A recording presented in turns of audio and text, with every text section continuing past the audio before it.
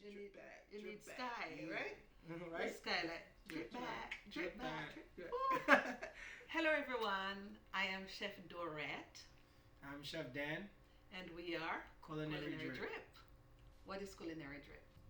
So first off, Chef Dan, born and raised in Miami, Florida. I was in foster care at the age of 9 years old, aged out at the age of 18, and I just started living my life. AKA village child. I like to call myself a village child because I was raised not only by my foster mother but also by my birth mother as well. So Culinary Drip was created by my business partner and I.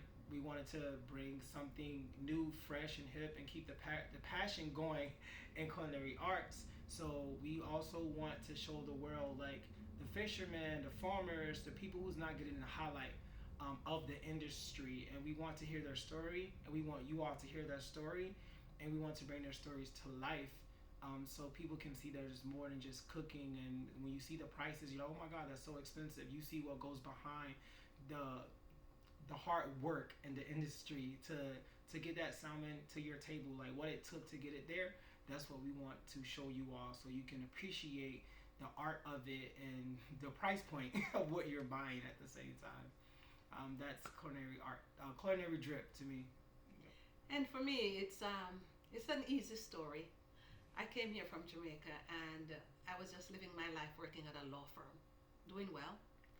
And then I decided, hey, I know how to cook. And the reason why I thought of that, I grew up cooking for my 8 brothers and sisters.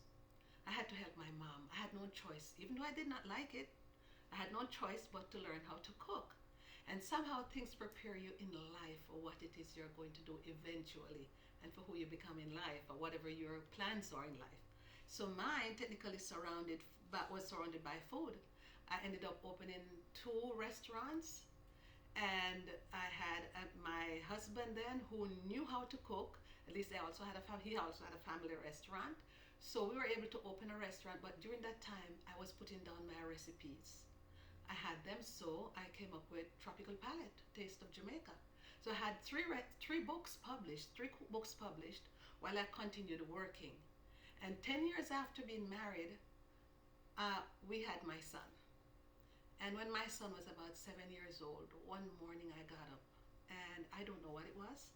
I just started thinking, what if anything were to happen to my ex or to my son? What if anything had happened to any of us? What would happen to my then 7-year-old son? Where would he go? And if he ended up in foster care? And I was just wondering off here, if anything had happened to him and he ended up in foster care, what would happen? Would he have aged out? What happened to young men? And I was thinking men back then because I had a son. And I know for boys it seemed to be a little bit harder. And so that was just going through my mind, enough for me. So much so, when I got to my office that morning, I made mention of it to one of the partners of the law firm where I worked. And he said to me that if you do have such great interest, or you're interested in adopting a child, I said no. I'm just trying to figure out what happens to them when they age out, and if they're not adopted, where do they go? I have questions. So he hooked me up with Our Kids organization, a leading non-for-profit for foster kids in Miami-Dade, Broward, and Palm Beach, I think back then. And I was able to make arrangement with Fran, that was the director, and through my office, I started organizing a party, and I wanted to do an event for 5 young men. Don't ask me why I chose the number 5, just a number. Said that's doable. And I got the whole office involved. The law firm, they came together, they were behind me. And downstairs, I was able to garnish the building downstairs, the courtyard, to put an event on for 5 young men. Fran was able to get these young men from different homes, and they came to this event. And I had my cookbooks there. I had food for everyone, so they were able to buy meals, and they were able to participate by giving. And we were able to turn over $3,000 to 5 young men who had aged out of foster care, who came to that event that evening. They were all on stage, and after the pump and circus, whatever we had, just having fun. We were just having fun, and they were wonderful, and I wanted to get to know more about these young men. But in a matter, I would say, as soon as the event was over, They were a whisk away. And I was not able to get in touch with any of these young men. And that was devastating for me because not only did I want to keep up to just to figure out whatever else was going on in their lives, other than turning over the funds, what are they doing now? Can I keep up with them? Am I able to communicate with these guys? I just wanted to at least, there was an attachment to all of these young men that I just handed a copy of my cookbook and my son's cookbook back then, one of the books that I published. And what just leaving the event, and Danny's holding up the book that I published, my own food, because this is my son Chaz on the cover. And when I left that event that evening, I was stressed, just saying, hey, I didn't get a number. And I tried reaching out to our kids, and you're not allowed to get the numbers. So the bureaucracy and everything, I just decided, okay, put my heart into helping more in the foster care, with the foster care families. So my office had Miami-Dade FOWL, Miami-Dade Association of Female Lawyers and Judges. I hope the acronym is fine. I then became a part of FOWL. Even though I wasn't an attorney, my restaurant would provide, my family and I would provide the food for about 300 families and foster care families in Tropical Park annually for about 5 years prior to COVID. We have not resumed since COVID, but during that time, I would go to this event and I would be preparing the food, and there was this one young man, Danny. He was so, I would say, effervescent. He was always peppy, moving and just carrying on. He was doing his Dannyology ice cream and wheels, and the volunteers that I would bring to help, like from my church, everybody loved his ice cream. So they would ask us soon, when is Danny coming? What is he bringing? But he was always so much fun, to the point where we became friends. He became a good friend of my family. He would come to my restaurant, come to the location, help me to do any little thing that he could help with. Technology and I don't really have the patience because I'm a hands-on person, but technologically, he is like on the ball. So he would come to the restaurant, help me with anything I could do. And this particular day in 2019, I was packing up the restaurant and I was moving on with life, just packing up, turning over the restaurant. And he was there helping me that day. And he bent beneath the counter and he came up with a copy of this book. And he said to me, I have a copy of this book. And I am saying, how would you get a copy of this book? It's not on the market. The other two books are on the market, but not this one. And he said, yes. And now come to think of it, it has a bunch of signatures in it. So I'm like, if it has a bunch of signatures, then, and immediately I realized that Danny was one of those 5 young men who I had given a part of that $3,000 like 11 years prior, about 9 years prior, thinking of timeline now. And I am there crying and he's looking at me like, oh my God, like what happened? Like maybe I'm emotional about packing up the restaurant. He was trying to figure out. And then I said, you were one of the 5 guys who we had. And after all this time, Danny, we've been in this park. We've been working together for the last 4 or 5 years, and you're one of these guys I've been looking for. And then he's saying to me, that was you and Chaz? We were downtown and we were on the stage and we got money. And then he said, Dorrit, that was you and Chaz? And that was how. So when I talk to people, I said, I'm a woman of faith. I'm a Christian, I'm a woman of faith. God is my center. And I'm like, I just don't look at things as every single thing is just by chance. I say faith. And I say it had to be. Danny has been like a business son to me at the restaurant. He could be my son. So I was like, there gotta be a reason. Lord, I've been looking. And here it is. He's been here all this time. And now it's revealed who he is. So we have to do something more than what we are doing here. So henceforth, Culinary Drip and much more. And after talking this much, I don't want to get emotional, so I turn it over to Danny.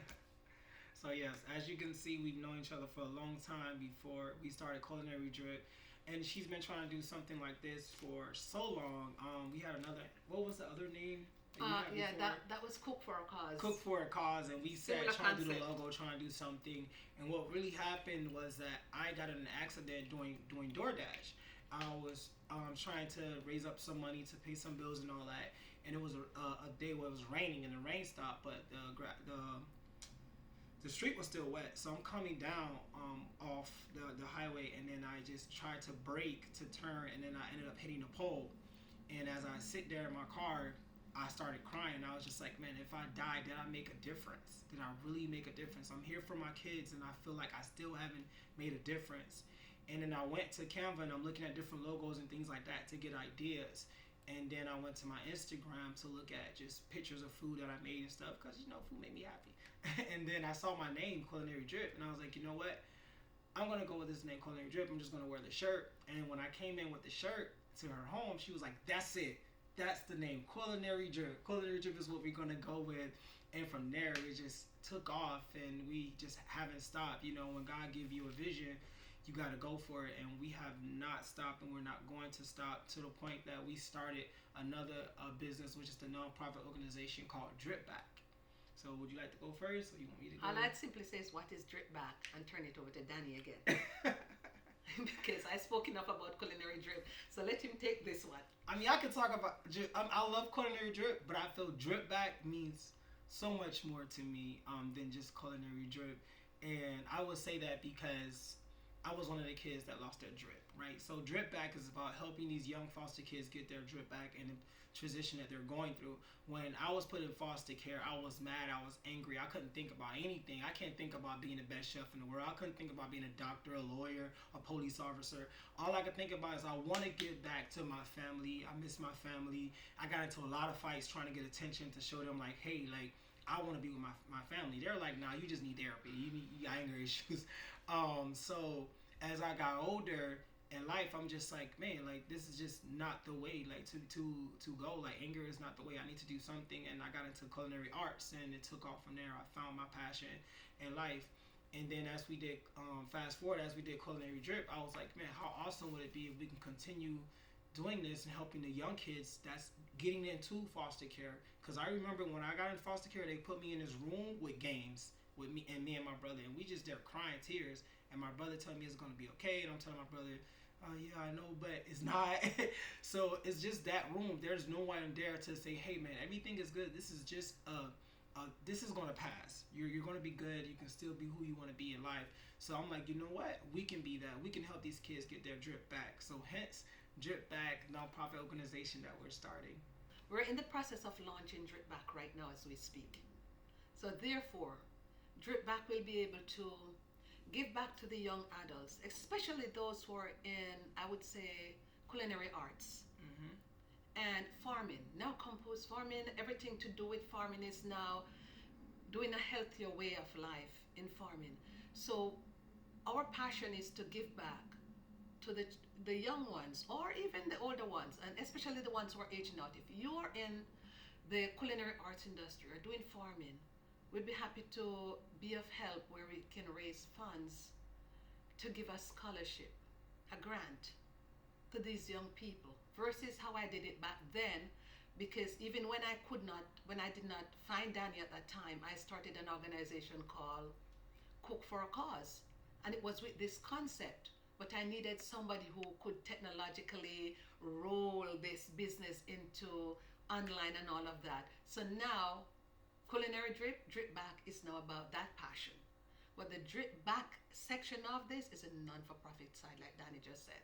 And we will be able to not only give a grant, it's a job placement.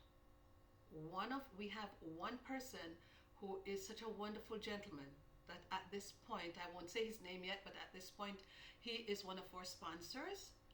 Awesome guy. He will be able to do job placement. That's what he's working on, doing job placements for these young adults who are really looking in working in the hotel industry, anything to do with, I would say, hospitality, food. He can at least be able to move them forward and be of help there, because that is his business. And what we also have is that we're looking at doing cooking classes, which Danny absolutely loves, cooking with the younger ones. Yeah. So we are training them when they're young. Cooking classes. I can interactive. Talk about that, so. Teaching them how to, at a young age, be able to eat and enjoy what they cook, and just be, because what I did when I created this book for my son, I could not get him to eat healthy. So it's called My Own Food. And I was a healthy eater.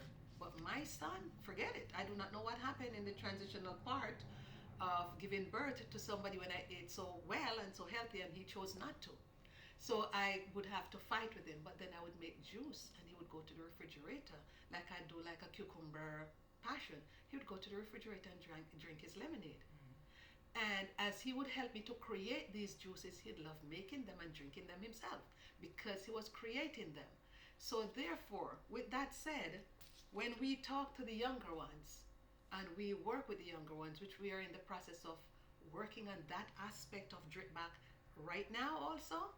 So, we are, Danny will be able to speak a little more as to how we're going to do the cooking part with the younger ones, but that's what we are working at. So, we do have those three areas that would like to be that would like to give back in training and helping, cooking, giving them a scholarship, and job placement. I feel more or less at least we're coming from three stages to the final stage of a job placement that we would give back to the community. So with that said, I am just excited about doing this, so much so that it's like I have 1,000,001 different little notes Danny's trying to take all my notes to put them on the computer because I'm a writer. I don't get on the computer as much, but you might have more to add about the drip back section. You want to go ahead with that? Oh yeah, so I'll talk more about the cooking classes because I'm very, very excited about it. We're both actually in the process right now of doing everything we need to do on our end to be able to start these free cooking classes for these young foster kids out here in the schools. And it's so important to me because I remember when I first got into cooking, and I would love to say his name, and I'm going to say his name, is Mr. Schaefer, who was my cooking teacher at the time. When I was in high school, my first thing I ever baked was a cheesecake. It was a pumpkin swirl cheesecake, and I had to take it home, bake it, and bring it back to work, bring it back to school. But it's supposed to be pumpkin swirl, but actually it was just a pumpkin cheesecake because I forgot to do the swirls and everything. And I was very disappointed. I was sad about it. And then he told me, he said, but it's okay. This actually tastes really good the way you made it. Just because you didn't make it the way the recipe is doesn't mean it's not going to be as great. And when he told me that, I ran with it. I said, this is the field I want to be in because no matter what happens to a recipe, I'm free to make it right. So when I teach these kids how to cook, it's like, hey, for instance, we do a acai bowl. Put whatever you want in an acai bowl. Okay, you had the control over what went in that acai bowl, and maybe you didn't want to put something in there, but you put it in there and it became amazing. But guess what? You decided what went in, what went out of it. You decided, just like you decided what went in that acai bowl, you decide your life. Doesn't matter what situation you're in right now. It's up to you to finish your recipe. Your life is a recipe, but you are the creator. Doesn't matter who tried to throw this in, throw that in there. It's all up to you how the recipe ends. And it's going to end amazing because you are amazing. So it's very, very important that we start this drip back because we want to motivate these kids. These are amazing kids. Just like myself, I just needed someone to tell me like, hey, you still can be what you want to be in life. And we want to continue that sentence, hey, you still can be whatever you want to be in life despite what you're going through right now. I'm probably gonna cry my first class. No, you won't. I'm gonna cry my first class. You're gonna be so noisy that you don't have time. I'm gonna remember when I was in that because I already know the place I have to go to do these classes. It's gonna get emotional. I know it's gonna get emotional, but I'm excited. You know what it is? That's for me. It's my family, my siblings, and all of them. It's like, yeah, I've always done food, and she knows how to cook. You know, she makes the best of it, but then to see what I'm doing on my passion. Yeah. After coming from about what? The last restaurant that closed would have been restaurant number 3. Yeah. So coming from all of that, working at the law firm, writing the cookbooks, and here I am. I've always been a part of wanting to do foster care and to see how everything has come around to where I am today. It is like you never know what your passion or where your passion is going to lead you in life. But the beautiful thing is that like we're to the point where we kind of lost that passion, and then we came together. It was like, hey, like something got to give. We're both talented people. We have to figure this out. And it's like we both knew our talent was to give. Yeah. And it's like to take that what we know as chefs and take it and to give to these kids. It's going to be so wonderful because it's not something we have to go to school for. We already. It's where you are coming from. Yeah. And what I do. and how I ended up connecting with you through my passion, through giving back. Yeah. And that was not even, it's just waking up one morning and thinking like this, leading to this point in life. It's weird. And then I go back to, I didn't like cooking. I remember growing up, like, I could not stand because I had to cook so much for my brothers and sisters. And it was something I did not like doing. And it was because you're forced to do it. Yes. But then you don't know that you're learning, and this is for later on in your life. So I had to dedicate my books to my mother. Like my cookbooks, my first two cookbooks to my first chef. My mom, even though she died when she was very young, she died when my last sister was 3 years old, and she was a young person. There are eight of us, and my mother adopted my first cousin as her own. So there were nine of us at home, and yet she was known there to be, we are known as Eunice children because my mother would have 10, 15, 20 kids after school in the yard. We were land rich, but cash poor. Yeah. And so many people would come to the house. And in the evening, if I'm eating dinner, or any of us were in the kitchen, and she had forgotten one child who was playing in the yard with us, because we had this big ball ground and we'd play cricket out there. And when it's time for everybody to go eat dinner, they would all come to the kitchen door. My mother would give everybody something to eat.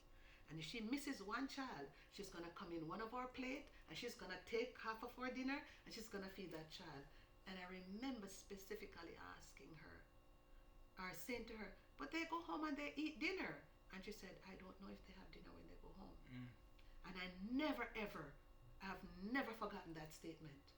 But all of my sisters, all of my brothers, we give back so much that, just to think about it's unbelievable. Even before my brother died in 2020 in Canada, he sent down like 5 barrels from Canada to serve the community. And he died a month later. That community cried so much. So we always see ourselves as Yuna's children.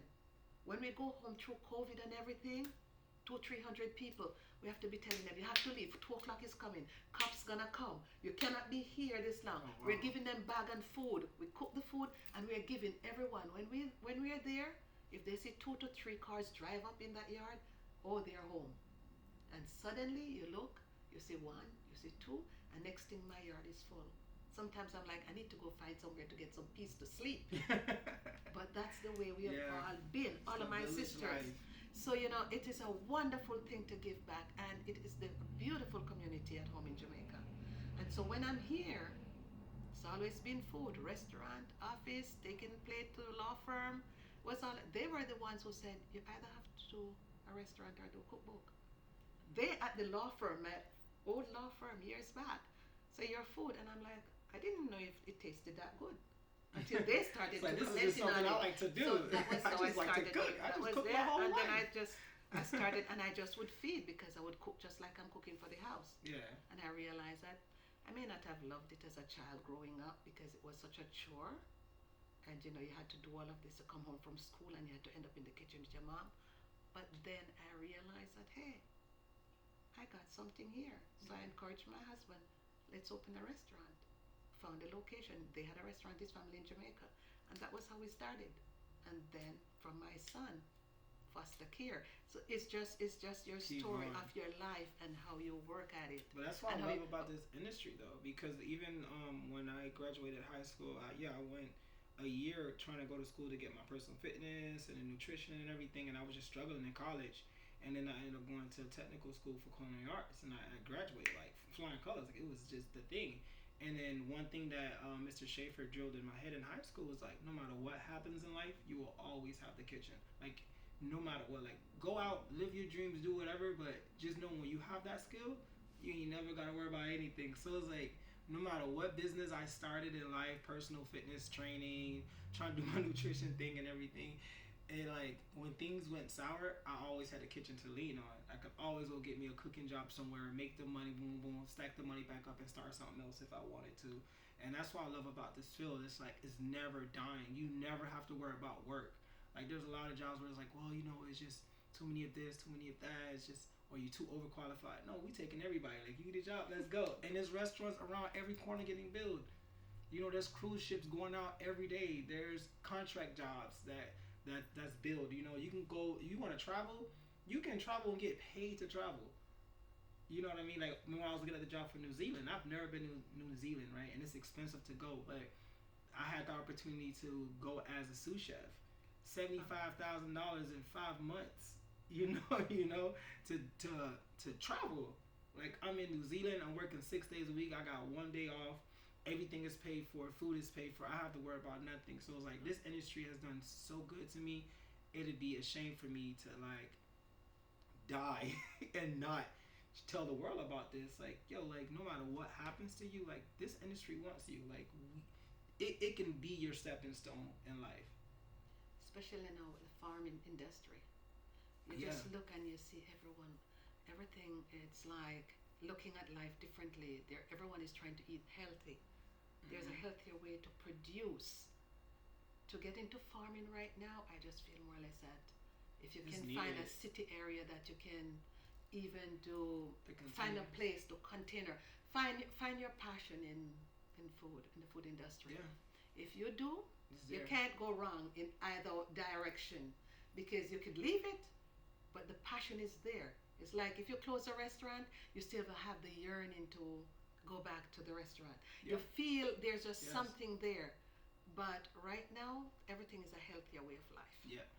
And Everything you everyone can is make your looking own for juice. that. Yeah, Yeah, everyone. everyone is looking for a healthy option. And right now, farming is so important and is needed. Like there's so many grants for people that Hmm. want to start um, farming farms and things like that. Because for instance, right now they have the container farming. Hmm. You know, which is like the new trend of a greenhouse. But Yes. you got land, you can boom shed it right there. You can make microgreens. Microgreens is so huge right now.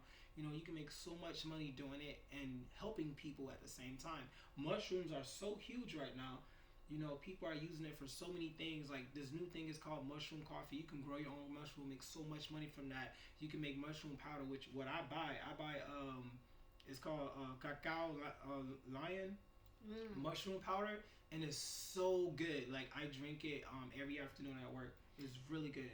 And the girl gives me like maybe 3 ounces of it. I'm paying $15-$20, but it's amazing. It has really good benefits. It's really good when you need energy.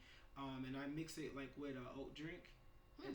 It's just amazing. So it's so much you can do right now in a healthy field, and it's all culinary arts. I think Ah, people don't culinary people arts. think that oh culinary art, Ah. oh I want to be the best chef in the world. Every time you see advertisement, oh become the best chef in the world, sign up for culinary arts. But it's so much to it. It's just not flipping pans, you No, know, I mean, and if you, writing recipes. Like you don't have to be the person to write. You're like, man, I don't like to sit here and try to figure out measurements. No, you can work on a farm. You can become a fisherman. You can work for all these companies. I don't want to say names, but these companies that deliver food make $100,000 a year just delivering food to restaurants and schools and stuff like that. And you can just be the person that go out and get these contracts and make money sitting at your butt at home. my brother It's has like a awesome. beautiful farm in Jamaica, but what it does is that he has a nice greenhouse. Mm-hmm. So he's able to do the seedlings. And when you walk into that greenhouse and you see from the baby stage, and when if it's dry outside, if it's rough terrain because he doesn't have the irrigation in certain parts, Yeah. that greenhouse can always flourish because all it's controlled. So it's not Yeah. too much water. It's not, Yeah. so I do like a greenhouse or a container effect where you can have a little more control so you do not lose Yeah. your crop. You don't lose your crop. And he And it's does so also important. compost farming, so he's able to regenerate whatever material he has. So therefore, from the bark from the tree, from the dead leaves, he's able. And you look at those, you look at the produce, how beautiful. I'm like, no fertilizer, no, not Yeah. necessary. And he's able to use this, and the spread is organic. So every single thing is like organic farming. Now I don't even want to read anything that has like stabilizers or anything. I'm more into like the fresh natural way of doing way, it. and that to me is what we're gonna train. Yeah. That is how we're gonna teach the little ones. I used to teach cooking classes a long time ago. I used to go to places like Fairchild, those places. I've done cooking classes, but now I'm looking, and I love to do interactive cooking class Yeah. when I would sell my books, and but And- now and it's also, like, teaching the young ones, Yeah, and also like you giving them said, this opportunity. when you give them like when you talk about the cucumber juice, you instead of using the white sugar, you use brown sugar. All right, cane sugar. Yeah, cane sugar, right? In the It's raw healthy or choices. you cane And juice. also teaching the kids that like you're eating to you can eat to heal. Mm-hmm. You know, a lot of people don't know that. Oh, let me get an aspirin. No, you can eat to heal. Like I make this green tea jalapeno drink when I have a headache, and it's so good for headaches. Is and people like jalapeno juice. What? Like try it. It's really good. You know, and a lot of people don't know that. They just think jalapenos. I'm gonna make some Spicy. pico. Yeah, Some people spicy. Some people can't Yeah. manage it, Some people but can't at the manage same it. time, They just think spicy. No, it helps with headaches. It helps with back pain. It's so much to jalapenos that so people much just to don't learn. There's understand. so much to learn, especially with bringing in a nutritionist at some point, Yeah, and to be able to add to what we do. right. Because Will we be a definitely can't do blessing. it all. So we Will definitely be a want blessing to incorporate others. Yeah. Incorporate. We're gonna bring other people on set whenever time we get the chance to. Even though we're having this discussion, we know we have other people lined up who will be able to be a part of a class. Yeah. We're gonna be doing some cooking class along with the podcast, and we do talk to people. So we're gonna go out into the yard, throw down some heavy duty Jamaican oxtail. Yeah. We're gonna just do some nice. Yeah, we're gonna do Jamaican food. So, Danny American, Jamaican, although I do international. I just don't do Jamaican dishes. But we call it Jamaican because our life, it mixes. He could do a burger and he ended up being a jerk burger. you know, Who knows? Joke burger, pineapple burger. Yeah, honey pineapple. It's gonna be amazing. I think what we're doing is so important because you have people that's in this field where they're just too shy and they just need that little push. And when you give them that little push, you'll be amazed how much they can offer these kids. You know, some people are just like they can't do it on their own. They don't want to do it on their own. They've never done it on their own, but they're great nutritionists. They just shy. they Right now, they don't know how to react when it comes to the camera, or know how to react when it comes to kids, or just they're not a people person. And they're like, you know what? I need to do something to become a people person. So next thing you know, we're gonna get some phone calls of people who just need the experience on talking to people. So. Look at that. Well, how many names have I collected so far within the last, I would say 9 months? About 150 names of people who want to be a part of the cooking class. Exactly. And they just put their names there in the book and give me their phone numbers and their email and say, please set up a cooking class. I'd like to be a part of this. So it is not something that is. It is something that we're gonna do. Right. Which is Now the we're cooking gonna class set that we're doing is so amazing because the price point, you almost can't beat it. You know, it's a really good price point. You learn how to cook Jamaican. You learn it from someone who's been doing it since she's been in the womb. You know, you learn. You it's just so amazing. So, what's the price point? We're gonna say about $35. $35 a month. You're getting 4 recipes. And you can reach us. It's not made by AI. Yeah, and we will be reachable. So if you have a question and it's not even, if it's not even about our recipe, and you'd like to do something and we're able to help, right. we gladly will be able to be of help. But it's going to be only $35 to be able to, anytime you're ready from your kitchen, the comfort of your kitchen, you'll be able to go online and just open up our site and be able to pull up our recipe and create a meal. You might just want to make some nice, I would say, hey, I keep sticking on this oxtail. So you might have oxtail, butter bean, and brown sauce. Amazing garbanzo bean soup that you make so good. I have breakfast, lunch, and dinner. You know, or it can even, maybe I might even do an oxtail in ginger wine, like a ginger wine oxtail. Yeah. I mean, the creation is so unique and so different and so vast that I am not the typical person who makes the typical things. Even my books is more about with a modern spin. Yeah. So it's updated, so we can do things. I do curry coconut garbanzo soup. Who does that? I do curry coconut chicken soup, and everybody loves it to the point now that it's like there's a demand. So I just love to be able to teach it. I won't be able to make it for you all the time. I don't want to be the one to always make the soup. What if I can't make the soup for you? But hey, you'd learn how to do it. So therefore, it's a very easy process, and you'll be surprised as to how quickly it's knocked out and you're able to have this delicious soup. These are things that will come with the class. But in the meanwhile, we invite you, Danny and I, invite you to be a part of the process in anything we're doing, whether it's culinary drip on one side or drip back on the other side. We invite you to be a part of our story. I need to add also that we have an event that is coming up. And this event is going to be at Legion Park. And this will be on March 23rd. And it's a Saturday. We'll have our one-man band, you know, a little reggae music in the background. But we're inviting you all to come out and be a part of our event. It will be mainly, you will have a little food, yes, and you're going to have some music, but guess what? You'll be able to participate in giving back to our Drip Back program, to our non-for-profit side. This way we'll be able to enable the young folks who are aging out of foster care this year to be able to give them something. This is what the whole dream was about to begin with. So now here we are at this point.